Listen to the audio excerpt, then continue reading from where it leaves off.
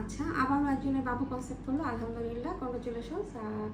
ওনার হচ্ছে অনেকেই আসলে হিস্ট্রি জানতে চায় যে ঘটনাটা কি। ওনার আমার কাছে আসে হচ্ছে 1 মাস আগে। আসার পরে ওনার আসলে বিয়ে হয়েছে 1.5 বছর যাবত। তো ওনার বাবু হচ্ছিল না। তারপর উনি কার কাছ যেন শুনে আসে ওনারও বেবি হয়েছে, মানে কনসেপ্ট করেছে কিছুদিন আগে। তো আর কয়েকদিন আগে জানি কোন গ্রাম থেকে আসলে উনি বলে ওনাদের গ্রামে নাকি 10 জনের বাবু কনসেপ্ট করছে না? জি ম্যাম, 10 জনের বলছি। 10 জনের কনসেপ্ট করছে। তো যাই হোক, আলহামদুলিল্লাহ ওনার তেমন কোনো প্রবলেম পাইনি।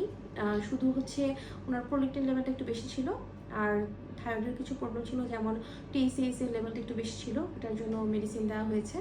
তো যাই হোক, আলহামদুলিল্লাহ 1 মাসের মধ্যে কিন্তু বাবু কনসেপ্ট করে গেছে আবারও। ওনার হাজব্যান্ড আসলে দেশের বাইরে চলে যাবে। তো যাই হোক, মানে পিরিয়ড মিস হওয়ার সাথে সাথে উনি চলে এসেছে। পরে বিটা ইসিজি করে দেখলাম যে না, আসলে পজিটিভ, ইউনি ওনার পজিটিভ আসছে। তো একটা দাগ হালকা, একটা দাগ গাঢ়। আশা করি 7 দিন পরে আরও গাঢ় হয়ে যাবে।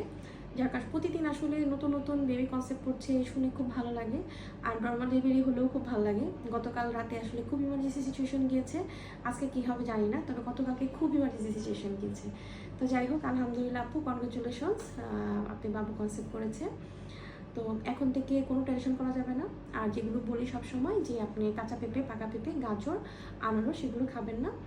আর মাত্র যেহেতু মানে বেবি কনসেপ্ট করেছে 2 উইক্সের মতো, তো আপনি সেই ক্ষেত্রে হচ্ছে আলট্রা করতে আসবেন, আর অন্তত 1.5 মাস পর, ঠিক আছে? 1.5 মাস পর দেখা যাবে যে হার্টবিট চলে আসছে ইনশাল্লাহ। আর সাবধানেই থাকবেন এখনই কিছুদিন। আপনার যেটা বলি, কাজ করা যায় অ্যাকচুয়ালি, ভারী কাজটা করতে না করি আর সব কিছু করতে পারবেন, সমস্যা নেই। ঠিক আছে, ওকে।